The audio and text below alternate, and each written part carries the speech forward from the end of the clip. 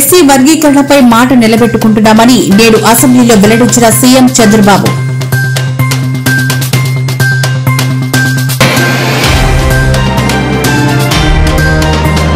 McDonald's సంస్థ chairman మరియు సీఈఓతో చర్చలు జరిపిన ముఖ్యమంత్రి రేవంత్ రెడ్డి.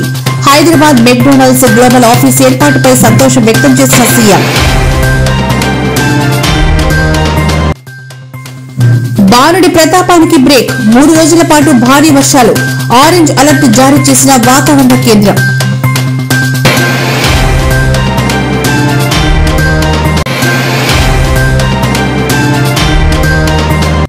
తిరుమలలో భక్తుల మధ్య ఘర్షణ. క్యూ లైన్లోని వ్యక్తులంతా ఒకరిపై ఒకరు దాడి, పలువురికి గాయాలు.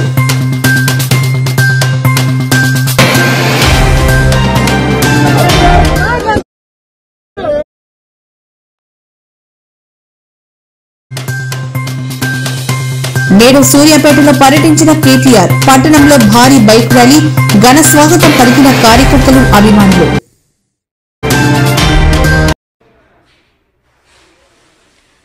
ఆంధ్రప్రదేశ్ ప్రభుత్వం ఎస్సీ వర్గీకరణను అమలు చేసే దిశగా సామాజిక న్యాయం కోసం తమ నిబద్దతను రూపొందించుకుందని ముఖ్యమంత్రి చంద్రబాబు నాయుడు అసెంబ్లీలో పేర్కొన్నారు. అంబేద్కర్, జగ్జీవన్ రామ్, మహాత్మా జ్యోతిబా ఫులే, ఎన్టీ రామారావు వంటి మహానీయులను స్మరించుకుంటూ ఎస్సీ వర్గీకరణను ముందుకు తీసుకుని వెళ్తున్నామని, ఇచ్చిన మాటను నిలబెట్టుకుంటున్నామని ప్రకటించారు. ఎస్సీ వర్గీకరణ ప్రతిపాదనపై ఏపీ అసెంబ్లీలో చర్చ సందర్భంగా సీఎం చంద్రబాబు ప్రసంగించారు. ఎన్డీఏ కూటమి వర్గీకరణకు కట్టుబడి ఉందని చాలా స్పష్టంగా చెప్పాం. చెప్పిన మాట ఈరోజు నిలబెట్టుకోవడానికి ఆ మీటింగ్. అదే సమయంలో అధ్యక్ష, ఇక్కడ మనం ఒకసారి చూస్తే ఇంకా ఇప్పుడే మిత్రులు పవన్ కళ్యాణ్ గారు కానీ కొంతమంది మెంబర్లందరూ అడిగారు. ఒక విషయం చూసినప్పుడు బుడగజంగి అది ఎప్పటి నుంచో వాళ్ళ సమస్య అయితే చాలా విచిత్రంగా అటు ఇటు సమైక్య ఆంధ్రప్రదేశ్లో ఉన్నప్పుడు కొన్ని రోజులు వాళ్ళు ఎస్సీలో ఉండడం, తర్వాత ఇది రావడం అన్నీ జరిగాయి. నేను కూడా అది ఎక్స్ప్లెయిన్ చేసి ఒక తీర్మానం చేసి కేంద్రానికి పంపించి కేంద్రం ఆమోదిస్తే మళ్ళీ మనం ఎస్సీల్లో ఏ గ్రూప్లో చేర్చడానికి అవకాశం ఉంది. అది చేర్చడానికి అన్ని విధాలా రెండోది అధ్యక్ష, రిలీజ్ కానీ అదే మరి కొన్ని కులాలు కొన్ని జిల్లాల్లో ప్రధానంగా ఉన్నారు. ఈరోజు మాల సామాజిక వర్గం ఈస్ట్ వెస్ట్ గోదావరి జిల్లాల్లో ఎక్కువ ఉంటుంది. ఇంకా కొన్ని జిల్లాలు అదే మరి నెల్లూరు కానీ ఈ జిల్లాలో ఎక్కువగా ఉన్నారు. ఇంకొక పక్కన మాదిగ సామాజిక వర్గం రాయలసీమలో కడప, కర్నూలు, అనంతపూర్లు ఎక్కువగా ఉన్నారు. ఇప్పుడు మనం ఏదైతే సెన్సస్ ఒకసారి చూస్తే రెల్లి అంతా కూడా ఎక్కువగా విశాఖపట్నం, విజయనగరం ఆ ప్రాంతాల్లో ఎక్కువగా ఉన్నారు. అయితే ఈరోజు కమిషన్ వేసిన తర్వాత కమిషన్ ఇచ్చిన రిపోర్టు ఏదైతే 26 జిల్లాలు అయినాయి, ఈ 26 జిల్లాల్లో ఇది చేయాలంటే జనాభా లెక్కలు సరిగా లేవు. కాబట్టి నేను రికమెండ్ చేయలేకపోతున్నాను. గవర్నమెంట్కి అధికారం ఉంది. 2026లో సెన్సస్ జరుగుతుంది. ఏపీ అసెంబ్లీ సమావేశాల్లో ఇవాళ ఎస్సీ వర్గీకరణ బిల్లుపై చర్చ జరిగింది. ఈ సందర్భంగా డిప్యూటీ సీఎం పవన్ కళ్యాణ్ మాట్లాడారు. ఎస్సీ వర్గీకరణ ఇవాళ ఈ స్థాయి వరకు వచ్చిందంటే అందుకు 2 వ్యక్తులు కారణమని వారు ముఖ్యమంత్రి చంద్రబాబు నాయుడు, ఎంఆర్పీఎస్ వ్యవస్థాపక అధ్యక్షుడు మందకృష్ణ మాదిగ అని కొనియాడారు. మందకృష్ణ మాదిగ ప్రారంభించిన ఉద్యమాన్ని చంద్రబాబు ముందుకు తీసుకెళ్తున్నారని వివరించారు. మీకు గౌరవ ముఖ్యమంత్రి శ్రీ నారా చంద్రబాబు నాయుడు గారికి నా హృదయపూర్వక ధన్యవాదాలు తెలుపుకుంటున్నాను. కులాల కొట్లాటలో వెనుకబడిన కులాలు, అత్యంత వెనుకబడిన కులాలు, దేవాలయాలను కూడా అడుగు పెట్టనివ్వని పరిస్థితుల్లో వీళ్ళందరి జీవితాలు బాగుండాలి అని జాతిపిత మహాత్మా గాంధీ గారు ముందుకు తీసుకొచ్చింది. అలాగే జనసేనకి స్ఫూర్తి అయిన శ్రీ నారాయణ గురువు గారికి, అలాగే రాజ్యాంగ నిర్మాత శ్రీ బాబాసాహెబ్ అంబేద్కర్ గారికి హృదయపూర్వక నమస్కారాలు తెలియజేసుకుంటూ నేను స్పీచ్ని అంటే మా జనసేన అభిప్రాయం తెలియజేస్తాను. అధ్యక్ష, గత 2 దశాబ్దాలుగా ప్రత్యేకించి ఇంకా స్పష్టంగా చెప్పాలంటే 2004 నుంచి చాలా దళిత మేధావులతోటి, చాలామంది దళిత కార్యకర్తలతోటి, అటు మాదిగ ఉపకులాలు కావచ్చు, అన్ని రకాలుగా చాలామంది మేధావులతోటి చర్చల్లో పాల్గొన్నవాడిని. అధ్యక్ష, వారు నన్ను మనస్ఫూర్తిగా ఆహ్వానించారు. అలాగే బహుజన సిద్ధాంతం కానీ వీటి పట్ల ఆకర్షితులైన వాడిని. అందువల్ల నన్ను చాలాసార్లు ప్రత్యేకించి వర్గీకరణ గురించి అనేక పర్యాయాలు దీని గురించి మాట్లాడుతూ ఉండేవాళ్ళు. నాకు తెలిసిన అనేక మంది మేధావుల్లో ఒకరు, చాలా కీలకమైన వ్యక్తి, central university professor Shri Nimmaladinna Sudhakar గారు. అలాగే మాదిగ ఐక్యత కోసం కలిసి ఉండాలి కానీ వర్గీకరణ జరగాలని కోరుకునే కళాకారుడు, కవి మాస్టర్జీ గారు.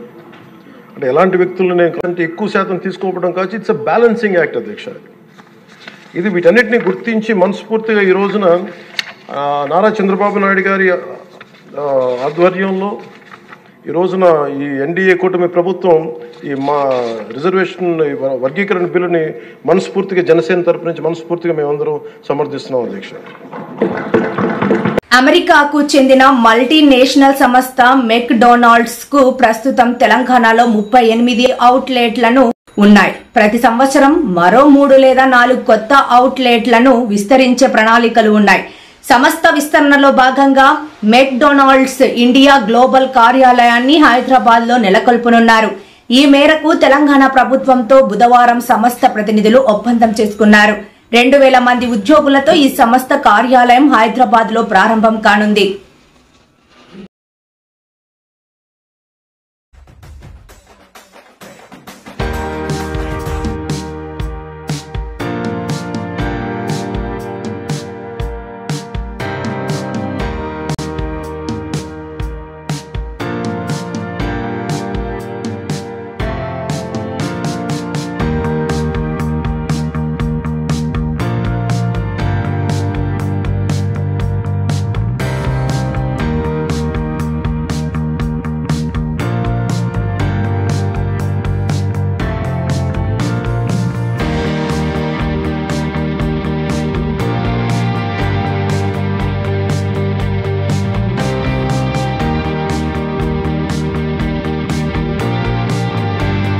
ఎన్టీ రామారావు ఫ్లెక్సీని మంత్రి నారా లోకేష్ ప్రదర్శించిన వీడియో ఒకటి సోషల్ మీడియాలో వైరల్ అవుతోంది. ఏపీలోని కృష్ణా జిల్లా మల్లవల్లి ఇండస్ట్రియల్ పార్క్ లో అశోక్ లేలాండ్ ప్లాంట్ ను మంత్రి లోకేష్ బుధవారం ప్రారంభించారు. ఆ మార్గంలో నూజివీడు మండలం సీతారాంపురం వద్ద ఆయనకు టీడీపీ శ్రేణులు ఘన స్వాగతం పలికాయి. ఈ క్రమంలో కార్యకర్తలు, అభిమానులు కోరిక మేరకు తారక్ ఫ్లెక్సీని చూపించి ఉత్తేజపరిచారు. దీంతో వారు కేరింతలు, ఈలలతో సందడి చేశారు.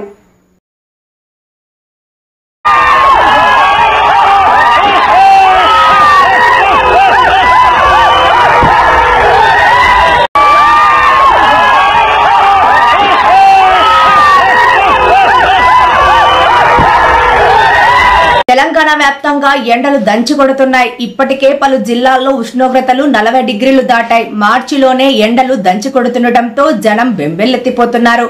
ఈ క్రమంలోనే వాతావరణ శాఖ తీపి కబురు చెప్పింది. రాగల 5 రోజుల్లో తెలంగాణ వ్యాప్తంగా పలు చోట్ల వర్షాలు కురిసే అవకాశం ఉందని హెచ్చరించింది.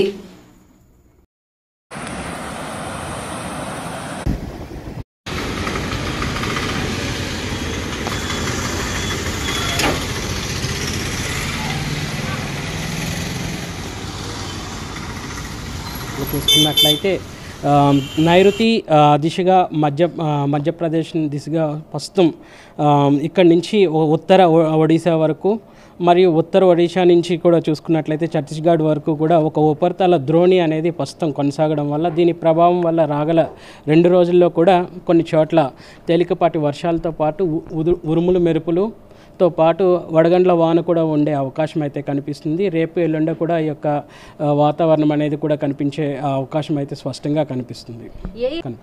హైదరాబాద్తో పాటు ఆ విధంగానే రానున్న 4 రోజులు కూడా అంచనా వేయడం కూడా జరిగింది. ఈ ఉత్తర అలాగే చూసుకున్నట్లయితే ఈశాన్య జిల్లాలకు మాత్రం కొంచెం ఈ యొక్క గరిష్ట ఉష్ణోగ్రతలు కొంచెం స్వల్పంగా పెరిగినప్పటికీ కూడా ఈదురుగాలుల ప్రభావంతో పాటు ఉరుముల మెరుపులతో పాటు కొంచెం మనకి వడగండ్ల వాన కూడా వచ్చే అవకాశం కూడా కనిపిస్తుంది. కాబట్టి ఈ యొక్క జిల్లాల్లో కొంచెం ఈ యొక్క అధిక ఉష్ణోగ్రతలు అనేవి తగ్గుముఖం పట్టే అవకాశం కూడా కనిపిస్తుంది.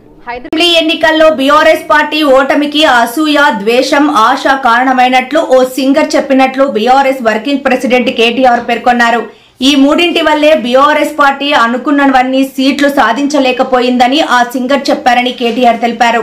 సూర్యాపేటలో ఏర్పాటు చేసిన బీఆర్ఎస్ పార్టీ సభలో కేటీఆర్ పాల్గొని ప్రసంగించారు.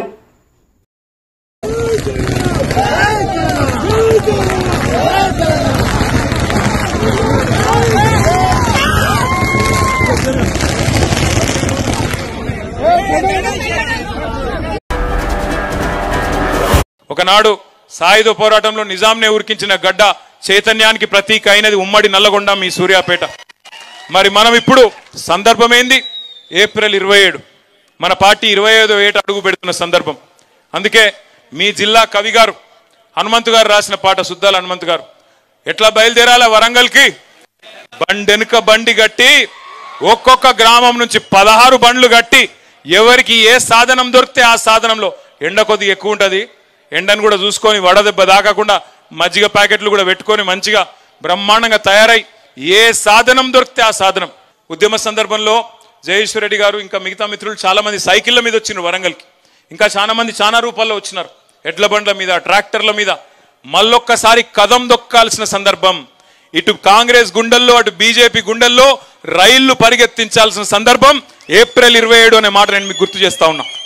ఖచ్చితంగా ఒక్కొక్కరం ఒక్కొక్క కథానాయకుడిలాగా మీ గ్రామాలలో, పట్టణంలోని మీ వార్డులలో కదం దొక్కుదాం. ఎక్కడి వాళ్ళం అక్కడ. ఒక్క సూర్యాపేట జిల్లా నుంచే మనకి, ఎందుకంటే పక్కనే మీకు వరంగల్ జిల్లా, సూర్యాపేట జిల్లా నుంచే కదం దొక్కి బయలుదేరుదాం, ముందుకు పోదాం.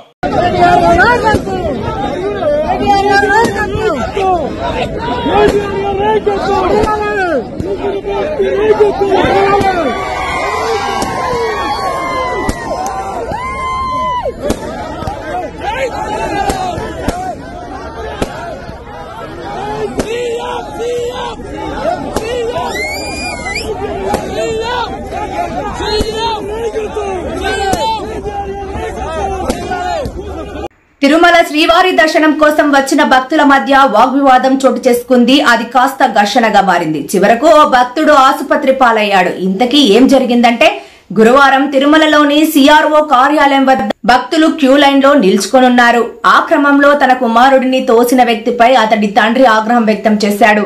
దీంతో ఒకరిపై ఒకరు దాడి చేసుకున్నారు. అదే సమయంలో క్యూ లైన్ లోని వ్యక్తులంతా కలిసి యువకుడి తండ్రిని కొట్టారు. అందరూ జాడాలు వేసిరి, ఏమి చేసి నీ బిడ్డని అట్టని వాడు అది దెబ్బలు తగిన వాళ్ళ వాడు చెప్తారు, నీ బిడ్డని ఏం చేసిరే అటని. నా బిడ్డని ఏదైనా చేస్తే నా కోపం ద్వారా వస్తుంది, నీ అడుగుతాను నీ అడుగుతాను అంటే నేను చెప్తాను. నేను మొన్నే అందరూ చేసేది తోసి తోసి బిడ్డ వచ్చి జలప్రసాద కింద వచ్చి పడిపోయినాడు. పడి నా కోపం వేసి నీ బాటిల్ ఎత్తి కొట్టేసింది. కెమెరా కావాలంటే మీరు చెక్ చేసుకోండి సార్. అవును సార్, ఈడ ఎముకలు ఇరిగి ఉంటాయి సార్. ఇంట్లో సార్ ఈ నొప్పి ఇద్దరు తాగడం వల్ల.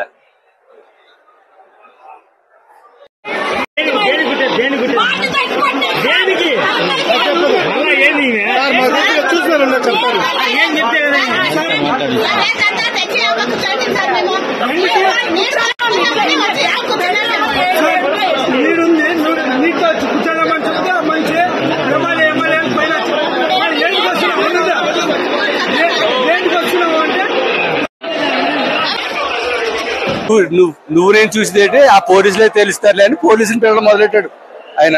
పోలీసులు మరి ఇక్కడ అందుబాటులో లేరు. ఈ పోలీసులు వచ్చే లోపు అవతల వాళ్ళు ఎవరైతే ఉన్నారో అందరూ వచ్చి మనల్ని మ్యాన్ హ్యాండిల్ చేయడం స్టార్ట్ చేశారు. ఎప్పుడైతే స్టార్ట్ చేశారో ఆయన కూడా హ్యాండిల్ చేయడం మొదలు. ఇంక ఒకటే చేతిలో వాటర్ బాటిల్ ఉంది, ఒక షాట్, అక్కడితో క్లోజ్. తర్వాత ఆయన్నే కొట్టడం స్టార్ట్ చేశారు. ఇంకా అంతే, జనం అంతా ఏకమైపోయారు. ఇంకా అక్కడైతే జరిగింది అదండి. పట్నం అంతర్జాతీయ క్రికెట్ స్టేడియంకు వైఎస్ఆర్ పేరు తొలగించడం పట్ల నిరసన వ్యక్తం చేస్తూ వైసీపీ నేతలు ఆందోళనకు దిగారు. ప్రస్తుతం జరుగుతున్న ఏపీ అసెంబ్లీ సమావేశాల్లో భాగంగా కూటమి ప్రభుత్వం వైఎస్ఆర్ జిల్లా పేరును వైఎస్ఆర్ కడప జిల్లాగా, తాడి గడప మున్సిపాలిటీకి, వైజాగ్ క్రికెట్ స్టేడియానికి వైఎస్ఆర్ పేరును తొలగిస్తూ నిర్ణయం తీసుకుంది.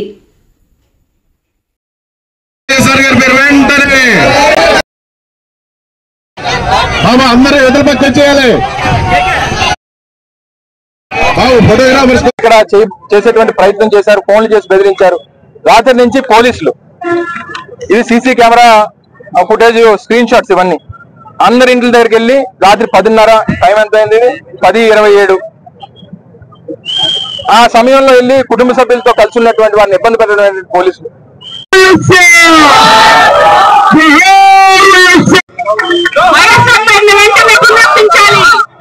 మా దివంగత నేత వైఎస్ రాజశేఖర రెడ్డి గారి పేరుని మరి స్టేడియంలో మనం తొలగించిన పేరుని మళ్ళీ వెంటనే పెట్టాలి. మీరు ఇలాంటి కుట్రపూర్వక రాజకీయాలు చేయకండి. 2024 జూన్ లో వారు అధికారంలోకి రావడమే నాగార్జున యూనివర్సిటీలో ఉన్నటువంటి రాజశేఖర రెడ్డి గారి విగ్రహాన్ని తొలగించారు. బాపట్లలో అయితే రాజశేఖర రెడ్డి గారి విగ్రహానికి ఏకంగా నిప్పు పెట్టారు. సీతకొండ దగ్గర ఆ రోజు వైఎస్ఆర్ కాంగ్రెస్ పార్టీ ప్రభుత్వంలో అక్కడ కనబడతా ఉంది. వర్కర్లకు 18,000 వేతనం చెల్లించాలని డిమాండ్ చేస్తూ మెదక్ కలెక్టరేట్ ఎదుట సిఐటియు యూనియన్ ఆధ్వర్యంలో నిరసన తెలిపారు. సంఘం జిల్లా గౌరవ ప్రెసిడెంట్ నరసమ్మ మాట్లాడుతూ ఆశా వర్కర్లకు బడ్జెట్ లో తగిన నిధులు కేటాయించాలని, ఉన్నతాధికారుల వేధింపులు ఆపాలని డిమాండ్ చేశారు. కలెక్టరేట్లోని వెళ్లకుండా పోలీస్ బందోబస్తు ఏర్పాటు చేయడంతో గేటు బయటే 2 గంటల పాటు ధర్నా చేశారు. అడిషనల్ కలెక్టర్ నాగేష్ కు తమ డిమాండ్లతో కూడిన వినతి పత్రాన్ని ఆశా వర్కర్లు అందజేశారు.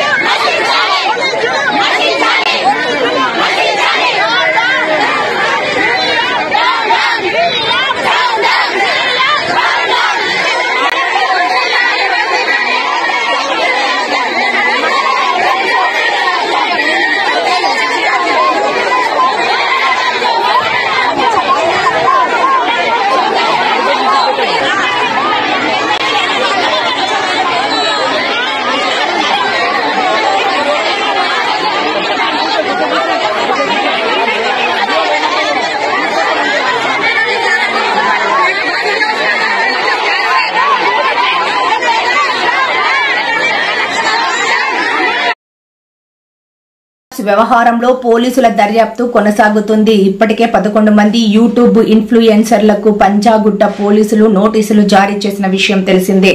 ఈ క్రమంలో నటి విష్ణుప్రియ నేడు విచారణకు హాజరయ్యారు. బెట్టింగ్ యాప్స్ కు సంబంధించిన వివిధ అంశాలపై పోలీసులు ఆమెను ప్రశ్నిస్తున్నట్లు సమాచారం. విచారణకు హాజరయ్యేందుకు మరికొంత సమయం కావాలని పలువురు యూట్యూబర్లు కోరారు.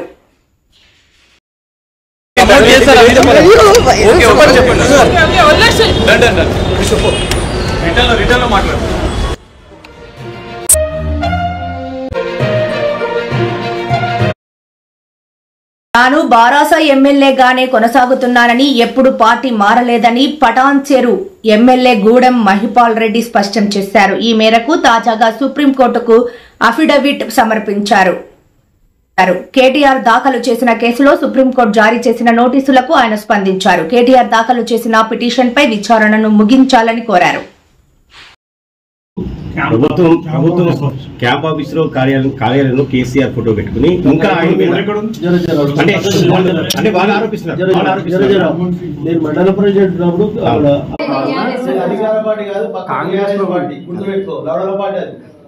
కాదన్నా కాంగ్రెస్ లో ఉండడం వల్ల బీజాపూర్ దంతేవాడ జిల్లాల సరిహద్దుల్లో మరోసారి భారీ ఎన్కౌంటర్లు జరిగాయి. బీజాపూర్ కాంకేర్ జిల్లాల్లో జరిగిన 2 ఎన్కౌంటర్లలో 22 మంది నక్సల్స్ హతమయ్యారు. మావోల దాడిలో ఓ జవాను మృతి చెందినట్లు అధికారులు తెలిపారు. బీజాపూర్ దంతేవాడ జిల్లాల సరిహద్దు ప్రాంతాల్లో పెద్ద ఎత్తున మావోయిస్టులు ఉన్నారనే సమాచారంతో కూంబిక్ చేపట్టారు. ఈ కాల్పుల్లో మావోయిస్టులకు భారీ నష్టం వాటిల్లినట్లు అధికారులు వెల్లడించారు.